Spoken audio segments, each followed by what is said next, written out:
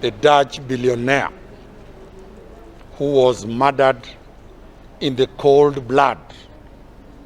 My client, Tob Cohen'S, the matter has never been concluded today.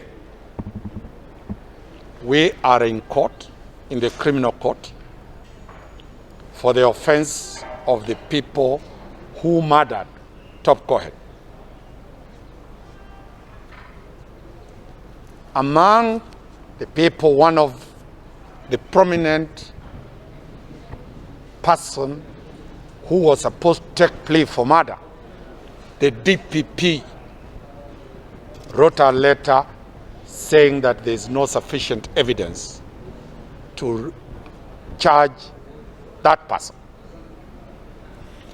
The DCI has filed a serious replying affidavit where he has clearly put it that the motive of killing Tob Cohen, our client, was one, that there were shares Tob Cohen had in his company, 999 shares, and one share was held by somebody who died, called Ita.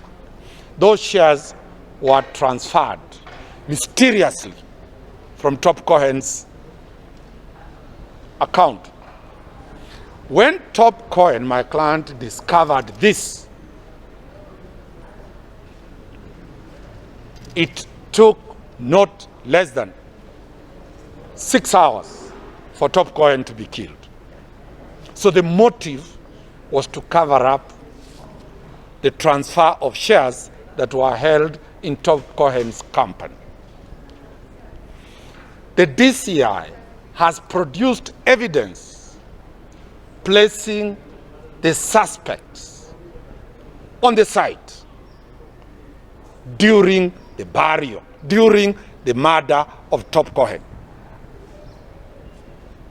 The DCI has provided communication between the suspect and other people who have not been charged.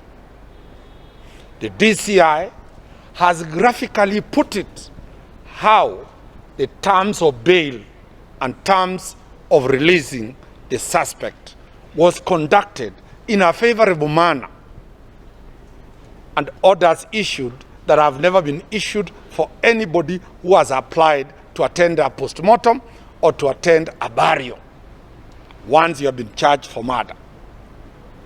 The DCI has provided how the investigation was conducted with all the agencies involved.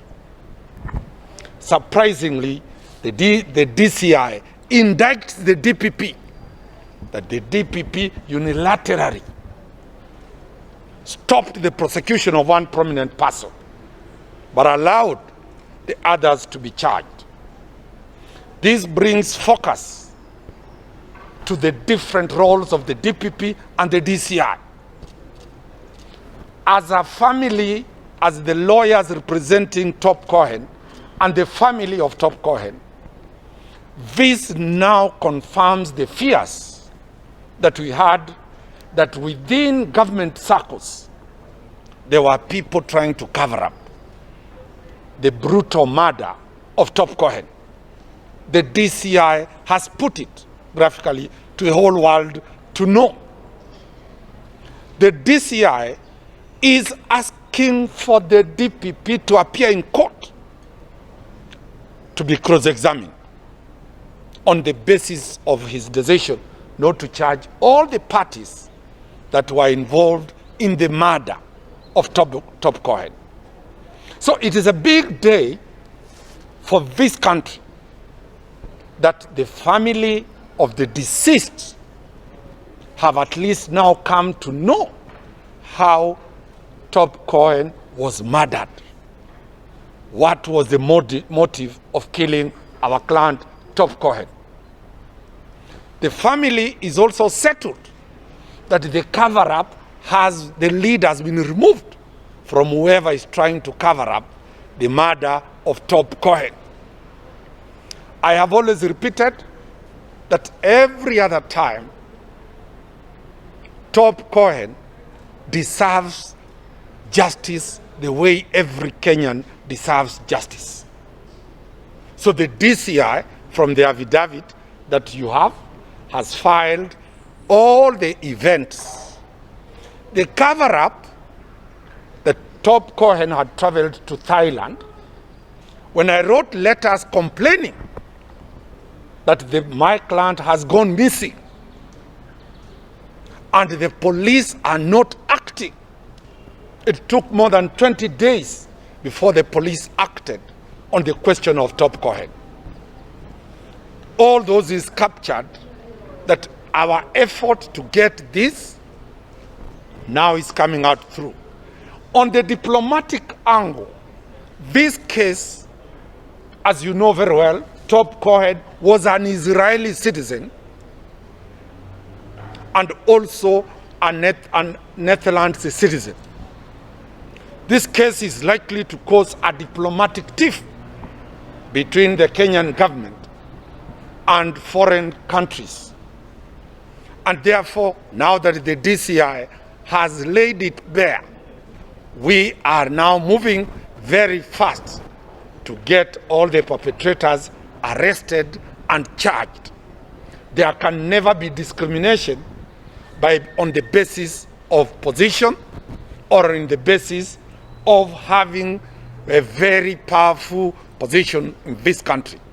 I did put it very clearly, and I put it very clearly, that the manner in which Tob Cohen was murdered, the manner in which Tob Cohen's body was concealed, the manner in which the investigation has had a problem, there must have been very senior people who were involved in the cover-up.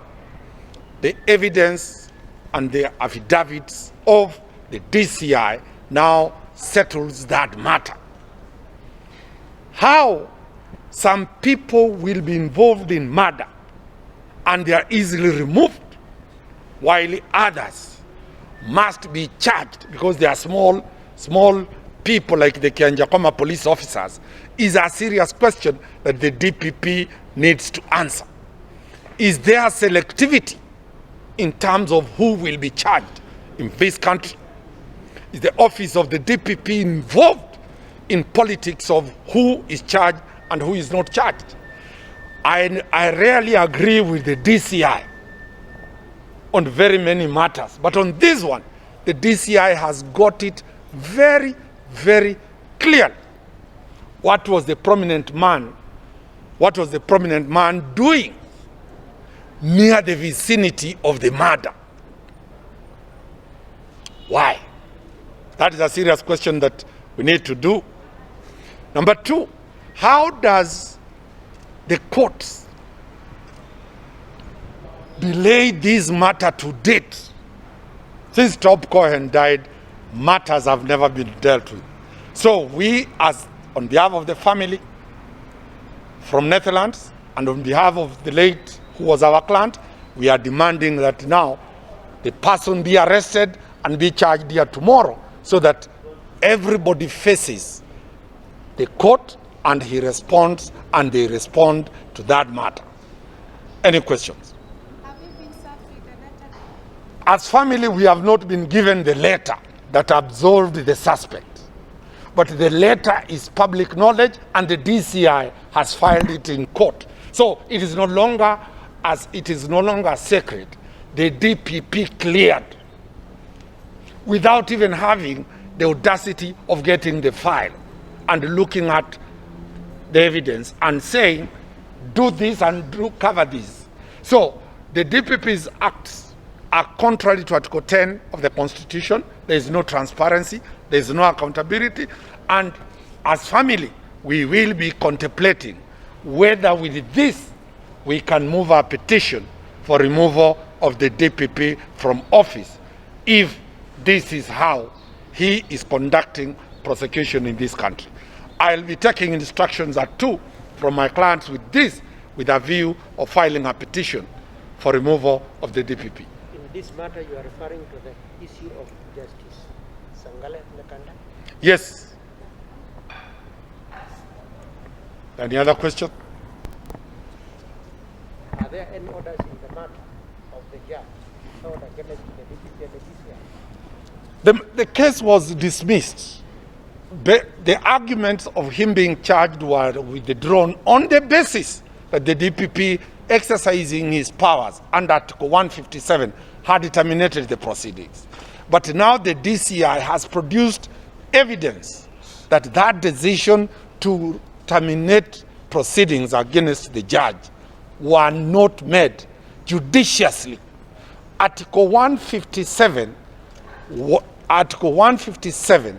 sub-article 11 provides that any decision the DPP does must be in regard to the public interest, it must be judicious, it must try to enhance the dignity of the office, but here, Article 157, sub-article 11, has been violated by the Director of Public Prosecution.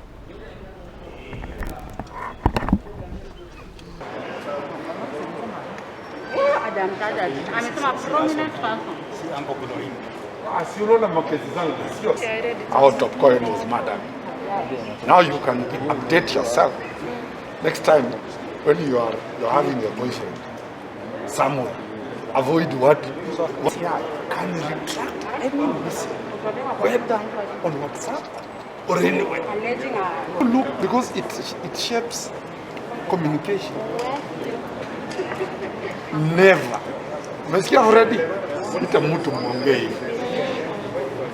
Anything the DCI will recover.